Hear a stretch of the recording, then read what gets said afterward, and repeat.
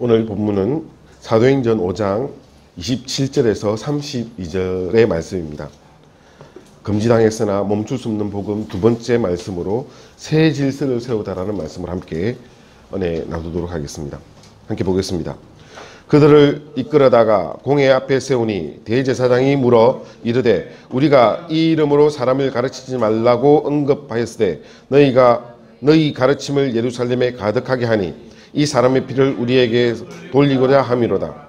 베드로와 사도들이 대답하여 이르되 사람보다 하나님 앞 순종하는 것이 마땅하니라. 너희가 나무에 달아 죽인 예수를 우리 조상의 하나님이 살리시고 이스라엘에게 회개와 제사함을 주시려고 그를 오른손으로 높이사 임금과 구주로 삼으셨느니라. 우리는 이 일의 증인이요 하나님이 자기에게 순종하는 사람들에게 주신 성령도 그러하니라. 아멘.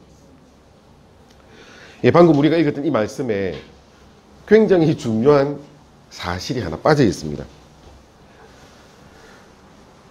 28절에 있는 말씀에 보면 대제사장 가야바가 사내들인 공회에서 사도들을 신문합니다. 그런데 여기서 신문할 때 중요한 내용이 빠졌는데 그 빠진 내용이 무엇인가 하면 사도들은 바로 지난 밤에 탈옥을 했던 사람들입니다. 만약에 이제 죄의 경중을 따진다면은 가장 큰 죄가 아마 탈옥이 돼야 될 겁니다. 그런데 우리가 읽었던 이 말씀 속에 탈옥과 관련된 이야기는 한마디도 언급이 되지 않습니다. 그냥 28절 말씀 우리가 한번 보면요. 이르되 우리가 이 이름으로 사람을 가르치지 말라 하고 언급하였으되 너희 가르침을 예루살렘에 가득하게 하니 이 사람의 피로 우리에게로 돌리기로 합니다.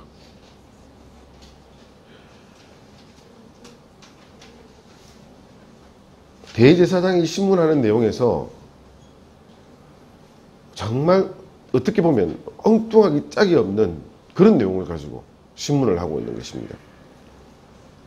이들 신문할 때 지금 28절에 있는 이 말씀은 사도행전 4장 17절에서 18절에 있었던 말씀에 근거해서 이야기를 하는 겁니다. 이런 말씀이 있습니다.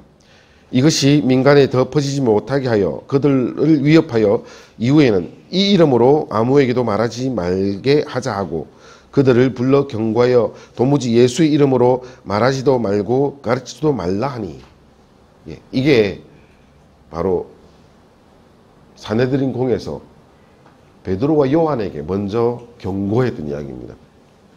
예수님의 이름으로 말하지도 말고 가르치지도 말라, 이걸 이야기해 놓은 것입니다.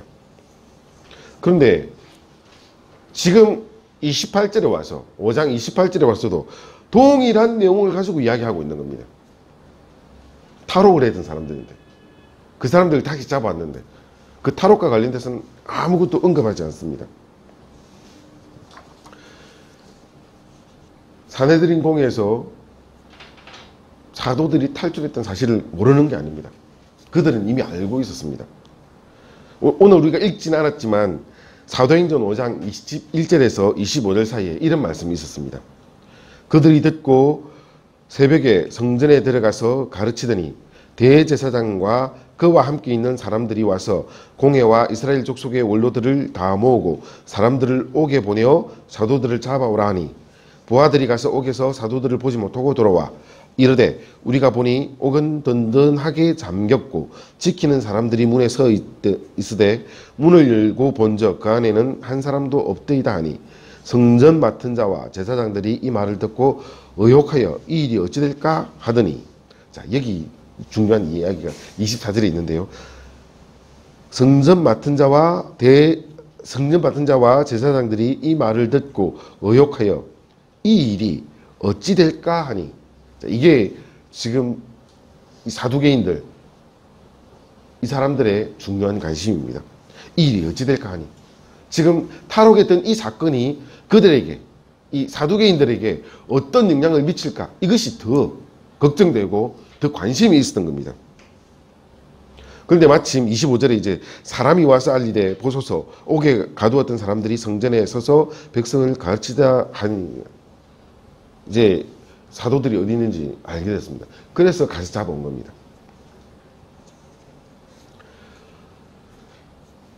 재판정에서 가장 중요한 제목이 있는데도 그것을 빼버리고 다른 이야기를 하고 있습니다. 왜 이렇게 해야만 했을까요? 사두개인들에게는 그만한 이유가 있었습니다. 이들은 사도들의 입에서 말이 나오지 않았으면 하는 그런 바램들이 있었습니다. 그 나오지 말아야 할 몇 가지 단어들이 있었는데 그 중에 하나가 천사입니다. 또 한 가지는 부활입니다. 또 하나는 영혼입니다. 또 하나는 영생입니다. 지금 이렇게 이야기하면 우리는 뭐 당연한 것 아니냐, 성경 말씀에 있는 것들이고 그것은 실제로 실존하는 것이 아니냐, 우리는 이렇게 생각하는데 사두개인들은 그렇지 않았습니다. 사두개인들이 믿는 믿음은 모세오경에 뿌리 두고 그것만 믿고 있었기 때문에 모세오경 안에는 천사나 부활이나 영혼이나 영생이나 이런 이야기가 없습니다. 모세오경에서 이야기하는 것은 가나안 땅이 하나님께서 가라고 해서 주시는 하나님의 나라입니다. 그래서 사두개인들은 그 하나님 나라를 사는 것으로 만족하는 사람들입니다. 영생에 대해서 그들은 아는 것이 없습니다. 영혼에 대해서 그들은 인정하지 않습니다. 당연히 천사에 대해서도 받아들이지 않습니다. 그러다 보니까 부활이라는 것은 있을 수가 없는 일입니다. 그냥 지금 당장 그들의 현실 속에서 가나안 땅을 살고 있으면 하나님 나라를 살아가는 겁니다. 그러다 죽으면요, 소멸되는 겁니다. 아무것도 없는 겁니다. 이런 믿음을 가지고 있는 사람들입니다. 그런데 문제는 뭔가 하면 이 사도들을 통하여서 온갖 소문이 일어나는데 부활도 영생도 영혼도 심지어 지금 사도들이 탈옥을 했는데 어떤 소문이 났는가 하면 천사들이 이들을 탈출시켰다는 이야기가 돌고 있는 겁니다. 그리고 유대인들 중에서, 예루살렘에 살고 있는 많은 유대인들 중에서 그 사실을 믿기 시작하는 겁니다. 이것이 사두개인들에게는 굉장히 껄끄러운 사실입니다. 그들이 믿고 있었던 상황과 전혀 다른 믿음이 전개되고 있는 겁니다. 그래서 이 사두개인들은 사도들에게서 이런 말들이 나오지 않길 바라는 겁니다. 천사고 부활이고 영생이고 영혼이고 이런 말 자체가 아예 언급이 되지 않았으면 하는 그런 바람이 있었기 때문에 지금 우리가 알고 있는 이 말씀대로 사도들이 탈옥을 했는데도 그 탈옥과 관련된 것은 아무것도 물어보지 않는 겁니다. 왜냐하면 어떻게 탈옥을 했느냐라고 물어본다면 주의 사자가 우리를 탈옥시켰다 이 말을 하게 될 건데, 그러면 천사 이야기가 나와야 되거든요. 그러면 사두개인들은 자기들의 믿음에서 반하는 이야기를 들어야 되는 그런 상황이 오기 때문에 이것을 굳이 듣지 않으려고 그들의 길을 막고 있는 겁니다. 놀라운 일은 이 사두개인들이 천사를 모르는 게 아닙니다. 지금 일어난 이 사건들을 알고 있습니다. 우리가 잠깐 봤던 이 말씀 속에 지금 탈옥한 이 사실이 자기들에게 어떤 영향을 미칠까, 사두개인들이 어떤 영향을 미치게 될까, 이것에 대한 고민을 하고 있는 사람들입니다. 천사가 그들을 탈옥시켰다는데 그럼 천사를 이야기해야 되기 때문에 자기들의 믿음 자체가 흔들리는 이런 심각한 문제가 닥쳐오는 겁니다. 그래서 탈옥에 대해서 말하지 않은 겁니다. 이것이 바로 기독교에 대해서 언급하지 않고 어떻게 해서든지 길을 막으려고 하는 사람들의 똑같은 패턴입니다. 성도 여러분, 지난 2000년의 세월을 한번 보십시오. 2000년 동안 이런 사건들은 계속 있어 왔습니다. 우리가 지금 읽었던 이 사도행전 속에 나타나는 이 역사는 사도행전으로 끝난 것이 아니라 뒤에 바울이 선교했던 유럽 지역에 똑같은 일들이 또 계속 반복됐습니다. 물론 이 복음이 또 들어왔다가 사라져버리긴 했지만 동양 쪽으로 들어올 때도 마찬가지입니다. 복음이 들어가는 그곳마다, 교회가 세워지는 그곳마다 이 교회를 없애려고 하고 복음이 없어지기를 바라는 많은 사람들의 투쟁이 일어났었습니다. 지금까지 계속되고 있는 일입니다.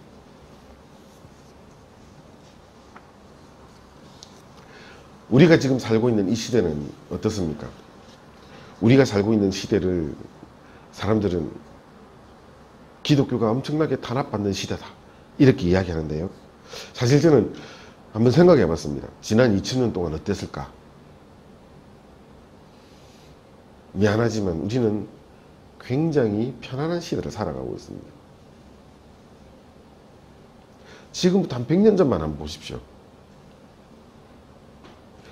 한국에 복음이 들어오기 위해서 피 뿌리는 선교사들이 있었습니다. 순교자들이 있었습니다. 그런 시대를 지나와서 지금 우리 가운데 복음이 이렇게 싹이 나 있습니다. 전국 곳곳에 우스갯소리로 이런 말도 들었습니다. 편의점보다 많은 게 교회라고. 온 나라 곳곳에 교회가 세워져 있습니다. 어떻게 이게 가능했습니까? 핏뿌림이 있었기 때문에, 순교자들의 그 핏뿌림이 있었기 때문에 지금 현재 우리가 이렇게 비교적 편안하게 신앙생활을 하고 있습니다. 그럼에도 불구하고 지금 우리는 현재 이 복음에 대해서, 복음이 막혀가는 것에 대해서 불편함을 느낍니다. 실제로 어떻습니까? 학교는 복음을 받아들이지 않기 위해서 문을 걸어 잠갔습니다. 이 사회는 어떻습니까? 예수 믿는 사람들이 주의를 지키기 위해서 굉장히 많은 희생을 해야 되는 그런 사회에 와 있습니다. 저는 우리 안에 성도들이 주의를 지키기 위해서 5일 내지 6일 남들보다 더 많이 일하고 더 수고해서 오늘 이 시간을 여러분이 확보하고 있다는 것을 알고 있습니다.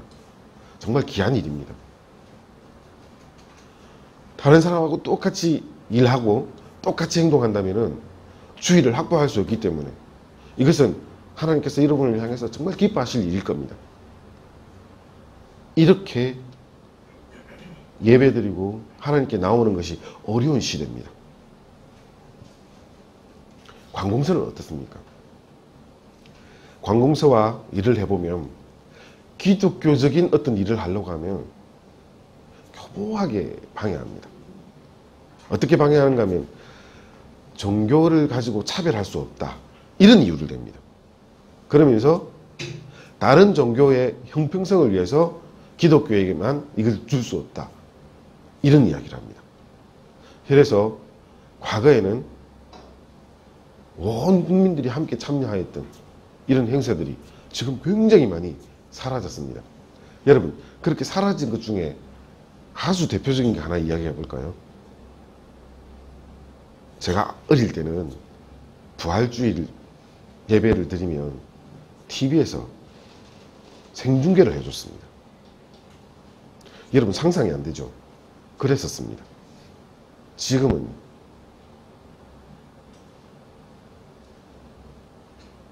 부활주일인지 뭔지 사람들은 모릅니다.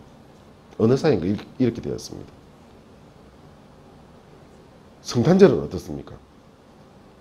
성탄절은 어느 사이에 흥청망청 먹고 노는 날이 되어 있습니다.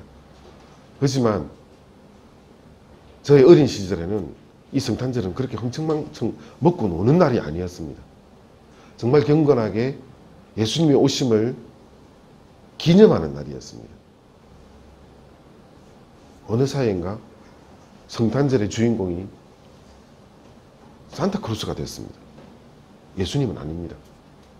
이것이 교묘하게 이 사회 속에서, 국가 안에서 기독교를 말살하고 없애가려고 하는 이런 모습들입니다. 인터넷 안은 어떻습니까?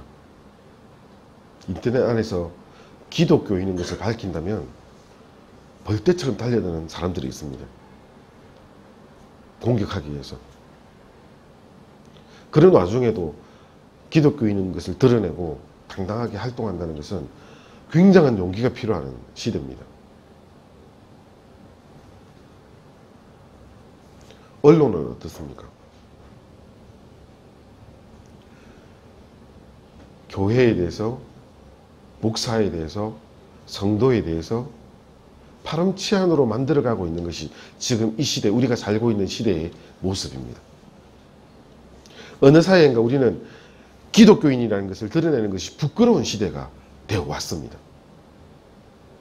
과거처럼 우리의 목숨을 위협하면서 우리를 옥죄어가는 이런 고통이 있지는 않지만 우리 스스로에게 기독교인인 것을, 예수 믿는 것을 부끄러워하게 만드는 그런 시대인 겁니다.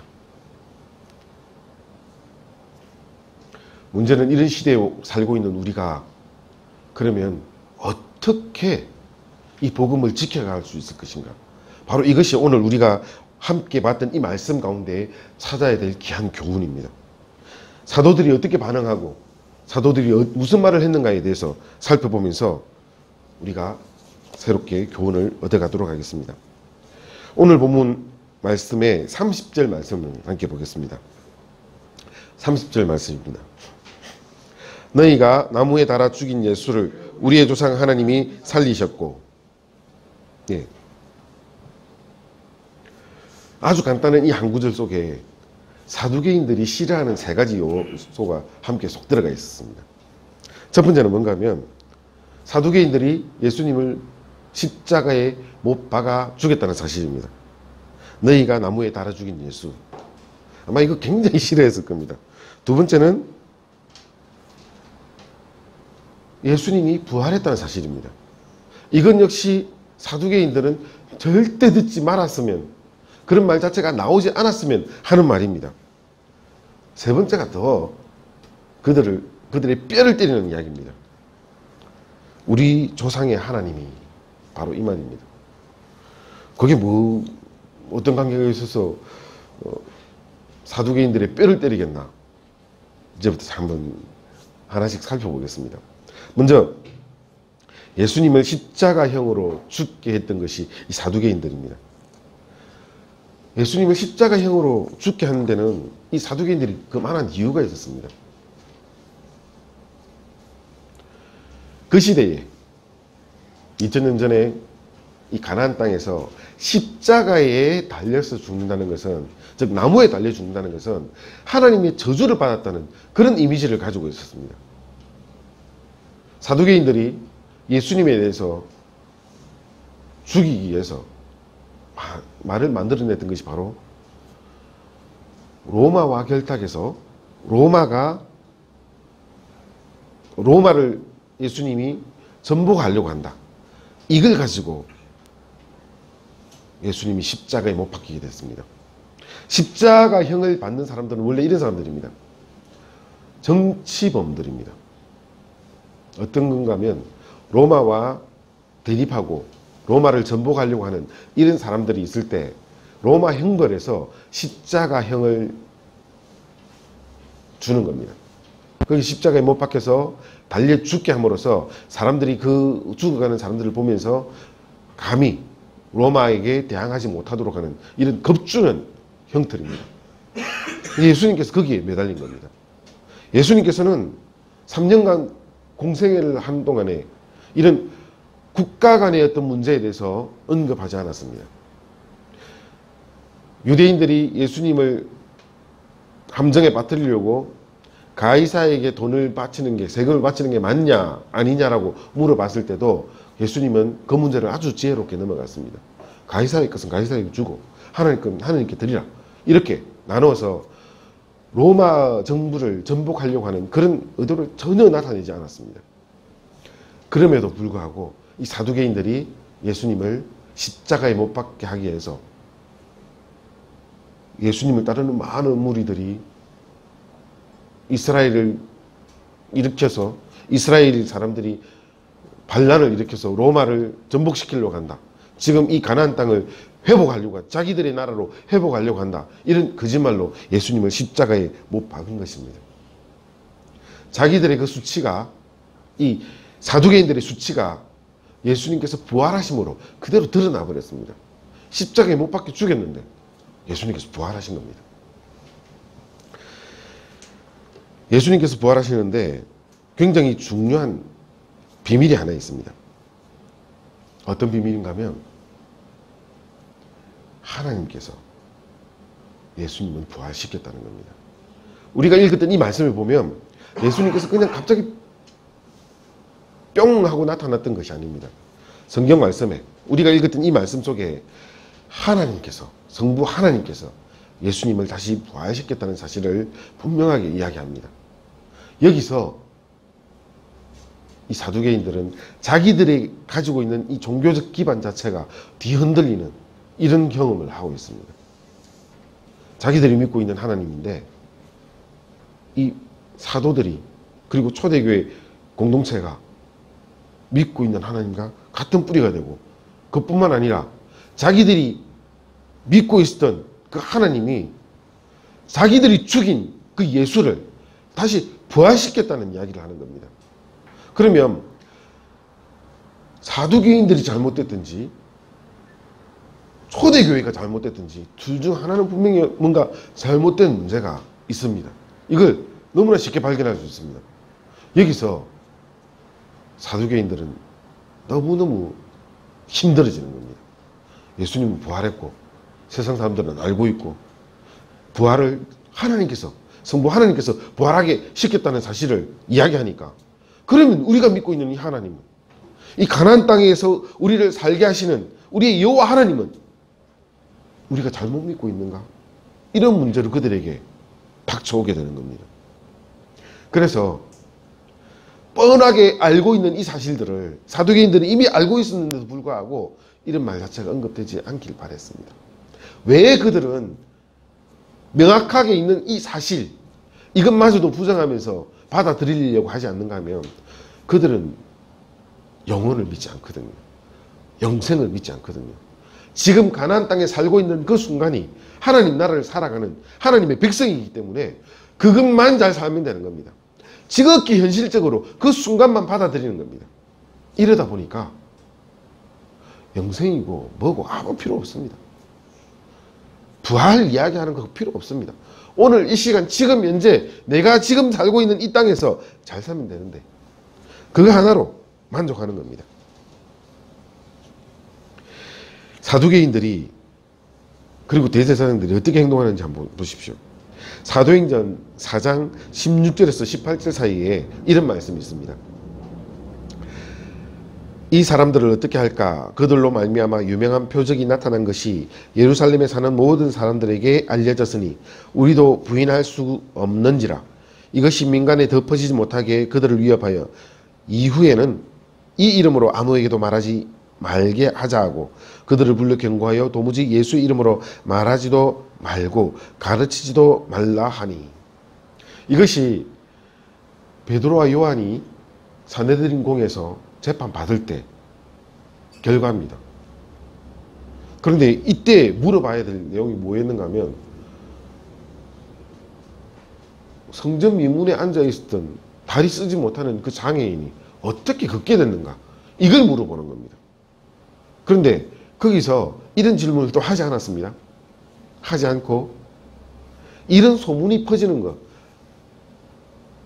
장애인이 일어나서 걷게 됐다는 이 사실이 퍼지는 것을 막으려고 했을 뿐입니다. 그리고 장애인이 걷게 되는 그 사실이 예수의 이름으로 걷게 됐다는 사실이 사람들에게 퍼져나가지 않도록 막으려고 하는 그 의도만 가지고 있었습니다. 바로 이것이 사두개인들이 자기가 살아가는 지금 이 현실에 대해서 너무너무 집착하면서 하나님에 대해서 아무것도 아니게 하나님을 인정하지 않는 이런 죄악을 벌리고 있는 겁니다. 그런데 지금 이 두 번째 산헤드린 공회에서 재판이 벌어지는데 또 마찬가지의 상황이 또 벌어진 겁니다. 12사도를 향해서 재판하려고 하는데 그 재판의 본질을 가지고 이야기하려고 하니까 부활을 이야기해야 되고 천사를 이야기해야 되고 너무너무 고통스럽습니다. 바로 이 사실이 예수님이 부활했다는 사실을 말하기 싫은 사두개인들에게 닥쳐온 심각한 문제입니다. 세 번째가 더 심각했는데요. 무엇인가 하면 우리 조상 하나님이 이 말을 베드로가 한 겁니다. 그게 뭐 어땠어? 라고 여러분 생각할 수 있을지 모르겠는데 이건 사두개인들에게는 굉장한 도전입니다. 왜 그러는가 하면요. 이 사두개인들은 어떤 사람들입니까? 그들은 유대인들 가운데서 종교 귀족들입니다. 대제사장의 집안들입니다. 레위인들입니다. 사람들에게서 구별되어서 살아가는 사람들입니다. 그렇기 때문에 우리의 조상 하나님이라는 이런 단어는 적어도 자기들이 쓸 수 있는 겁니다. 왜냐하면 자기들은 사제고, 지금 이 사도들은 성경에 없는 이야기를 좀 하겠습니다. 평신도거든요. 이렇게 격이 다른데 감히 이런 평신도들이 어떻게 우리 조상 하나님이란 말을 하고 있겠습니까? 받아들일 수 없는 이야기입니다. 그런데 베드로가 그 이야기를 했습니다.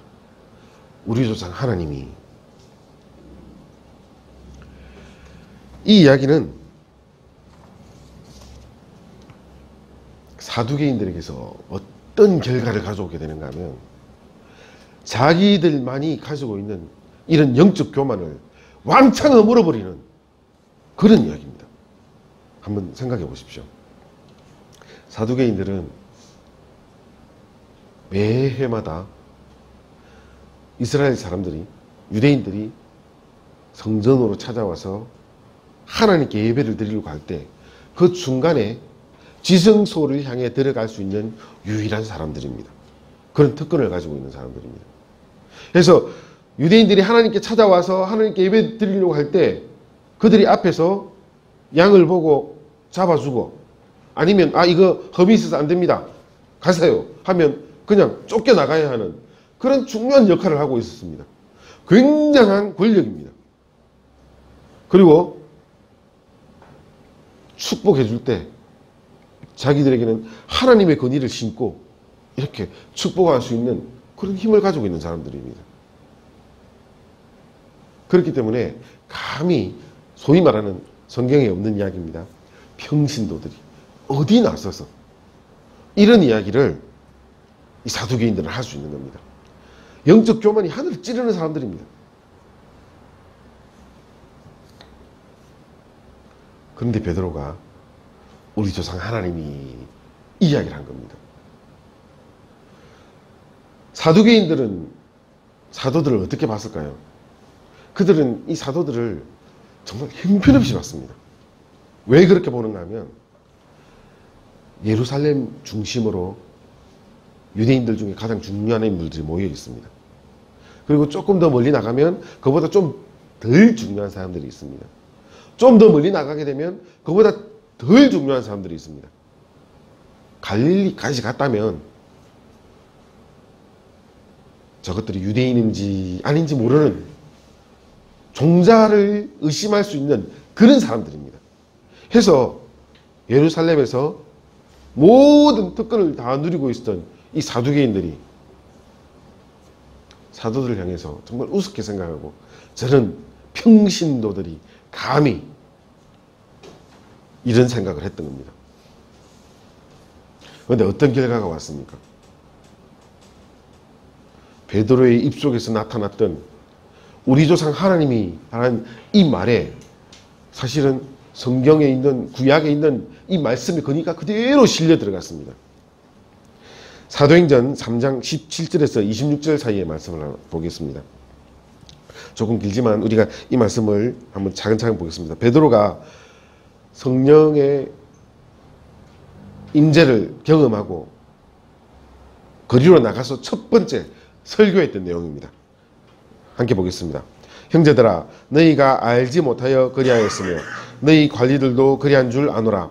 그러나 하나님이 모든 선지자의 입을 통하여 자기의 그리스도에게 고난받으실 일을 미리 알게 하신 것을 이와 같이 이루셨느니라. 그러므로 너희가 회개하고 돌이켜 너희 죄 없이 함을 받으라. 이같이 하면 새롭게 되는 날이 주 앞으로부터 이를 것이요 또 주께서 너희를 위하여 예정하신 그리스도 곧 예수를 보내시리니 하나님이 영원 전부터 거룩한 선지자들의 입을 통하여 말씀하신 바 만물을 회복할 때까지는 하늘이 마땅히 그를 받아두리라.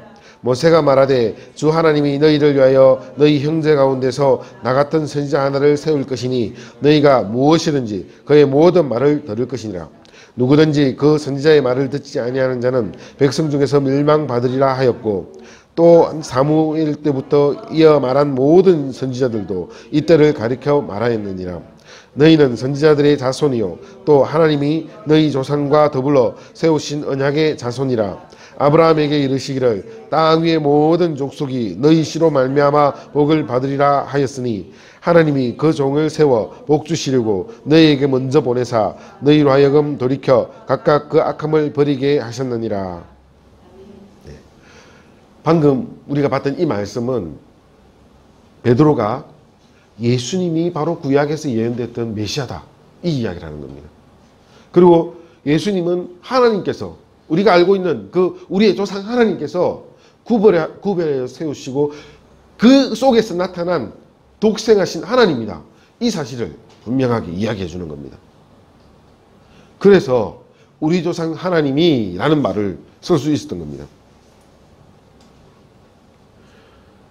사두개인들의 입장에서는 자기들이 여호와 하나님을 섬기는데 가장 우선되고 가장 중심인물인데 이 하찮은 갈릴리인들이 감히 우리 조상 하나님이라고 이야기하면서 그들이 이야기하는 이 예수가 메시아라는 사실을 이야기하고 있는 겁니다. 도저히 받아들일 수 없는 일입니다.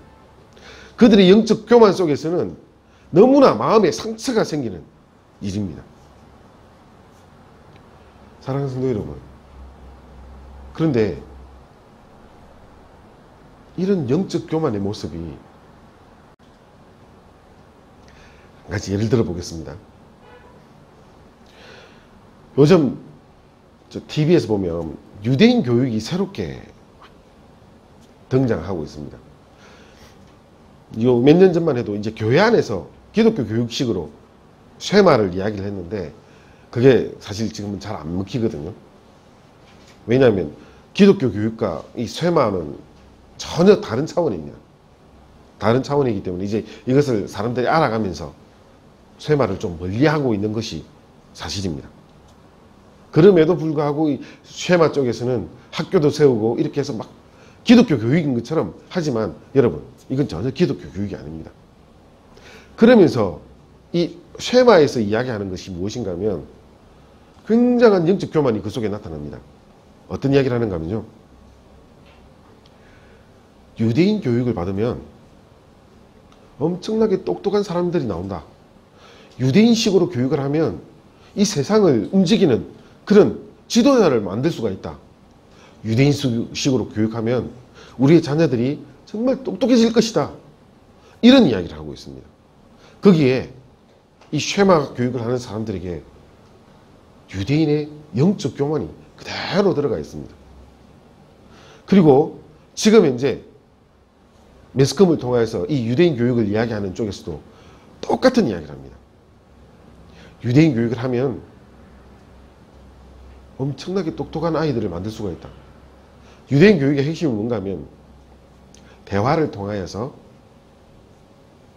사실을 알아가는 겁니다. 질문을 통하여서 사실을 알아가는 겁니다. 이것이 기본 베이스인데요. 이렇게 가만 앉아서 듣기만 하는 것이 아니라 자기의 궁금증을 이야기할 수 있는 아이가 된다면 그 아이는 그 궁금증이 커져가면서 굉장한 지혜를 얻게 될 것이다. 이것이 지난 2000년 동안 유대인들이 교육했던 교육 방식이다. 그래서 지금 우리는 이런 교육을 받으면 우리나라 사람들도 굉장히 똑똑해질 수 있다. 이것을 기본 베이스로 해서 이야기를 합니다. 성도 여러분, 여기서 기본 전제가 되고 있는 것이 무엇인가 하면 유대인은 똑똑하다. 유대인 교육은 가장 앞선 것이다. 이런 이야기입니다. 이건 일단 기독교 교육이 아닙니다. 왜 이것이 기독교 교육이 될 수 없는가 하면 유대인 교육에서 이야기하는 그것은 예수님을 말하지 않습니다. 기독교라는 것은 한자로 풀이한다면 기독은 그리스도입니다. 그리스도를 이야기하는 겁니다. 그리스도 안에서는 구약이 포함되어 있습니다. 그렇지만 구약만 가지고는 그리스도를 이야기를 하지 못합니다. 유대인들이 구약만 가지고 이야기하다 보니까 그리스도를 말하지 않는 겁니다. 우리가 이미 잘 알고 있는데도 유대인들은 아직도 메시아를 기다리고 있습니다. 예수님을 그들은 메시아로 인정하지 않습니다. 그러면서 교회를 향해서 쉐마는 기독교 교육이다, 이런 거짓말을 하고 있는 겁니다. 왜 이렇게 할까요? 그들이 이렇게 이야기하는 그 기본 바탕에는 유대인들이 가지고 있는 그런 영적 교만이 깔려 있는 겁니다. 사랑하는 성도 여러분, 우리 그걸 가지고 현혹될 필요가 없습니다. 예수님을 이야기하는 것이 기독교입니다. 예수님의 부활을 이야기하는 것이 기독교입니다. 질문을 통하여서 머리가 똑똑해지는 것, 이거 기독교에서 말하는 것 한마디도 없습니다. 그거 아닙니다. 속지 마십시오.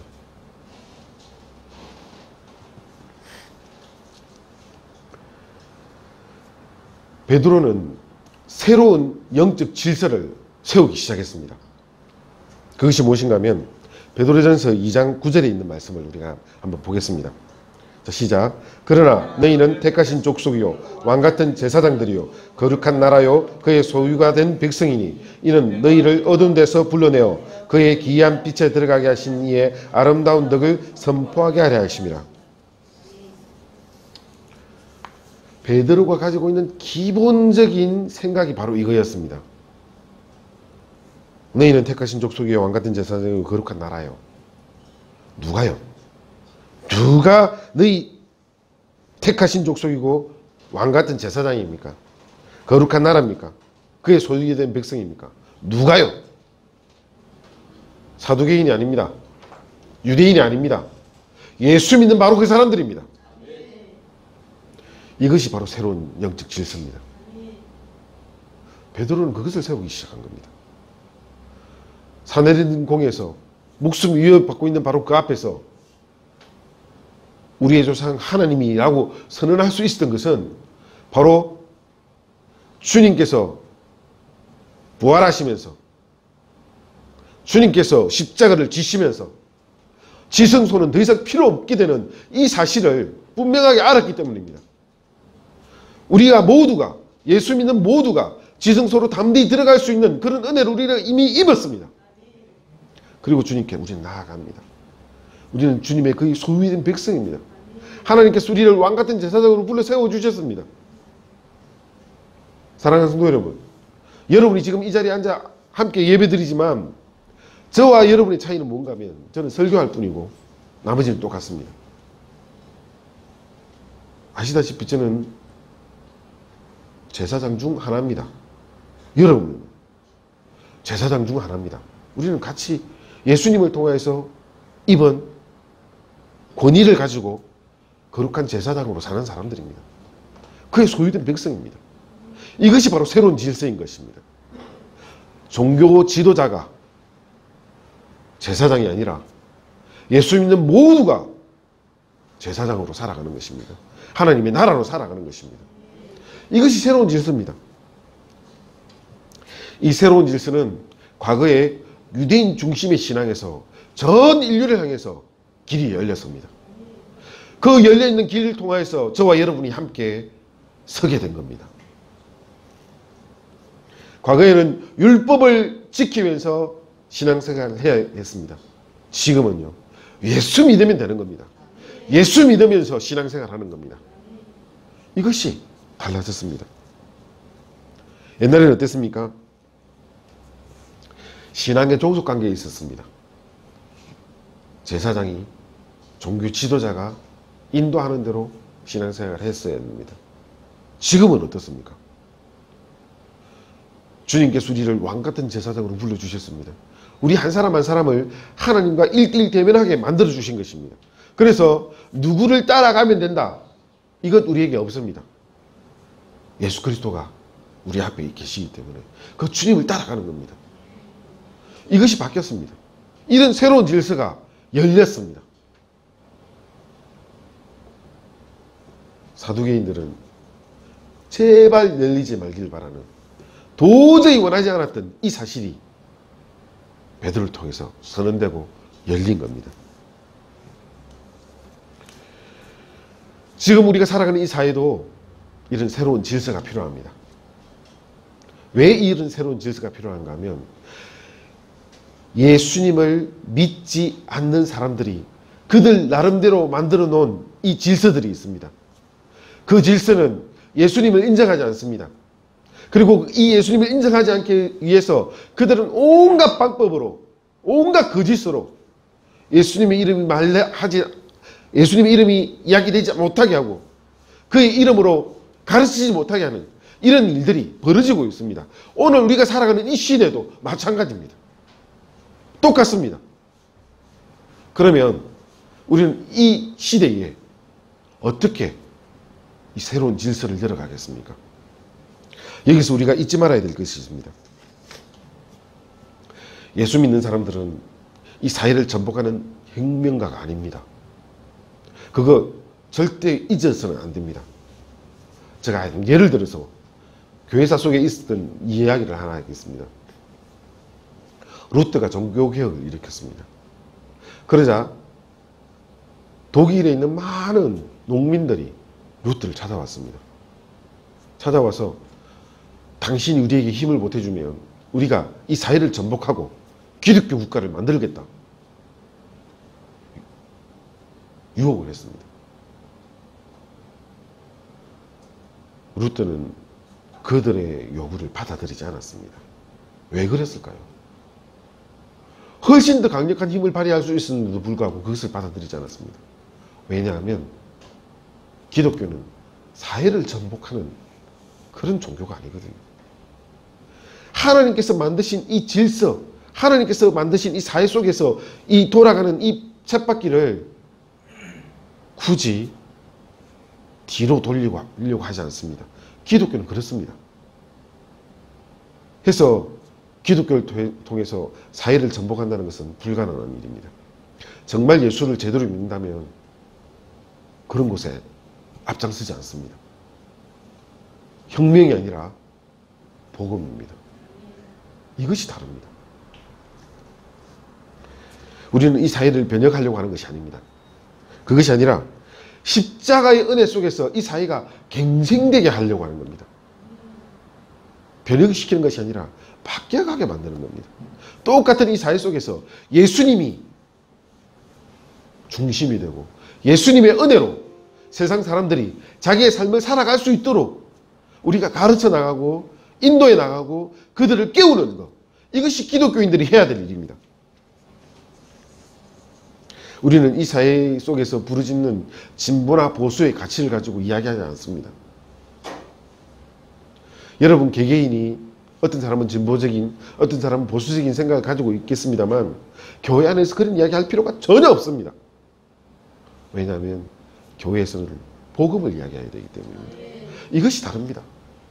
여러분, 복음이 역사하신다면 진보고 보수고 아무 필요 없습니다. 그 모든 가치를 다 덮는 것이 복음입니다. 예수 그리스도의 십자가입니다. 그 은혜입니다. 우리가 무엇으로 이 사회를 변혁해 가겠습니까? 복음입니다. 사랑하는 성도 여러분, 이 복음을 가지고 일어나시기 바랍니다. 그러면 우리가 이 복음을 가지고 어떻게 살아갈 수 있겠습니까? 어떻게 이 사회를 변혁시키겠습니까? 매우 간단한 방법이 있습니다. 저와 여러분이 할 수 있는 일입니다. 저와 여러분이 이 복음을 가지고 예수 그리스도의 십자가를 지고 살아가는 겁니다. 이 사회 속에서 그렇게 살아가는 겁니다. 저와 여러분이 복음을 지고 그리스도인으로 살아간다면 이 사회는 우리를 향해서 빛을 느낄 것입니다. 그리고 이 어두운 사회 속에서 우리가 그리스도인으로서 제대로 살아간다면 그들이 쓰러질 겁니다. 소금이기 때문입니다. 이렇게 살아가는 것이 이 사회를 새로운 질서로 만들어가는 겁니다. 하나님께서 우리에게 그런 권위를 주셨습니다.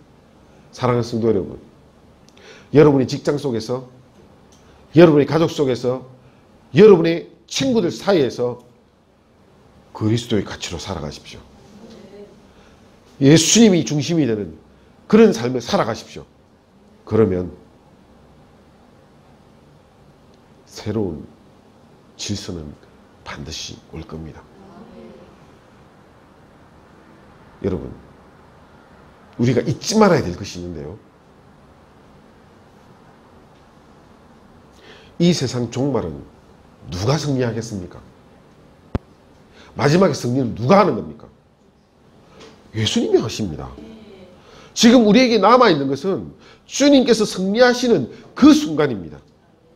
너무너무 감사하게도 저와 여러분에게 그 순간이 기다리고 있는 겁니다. 사랑하는 성도 여러분, 두려워하지 마십시오.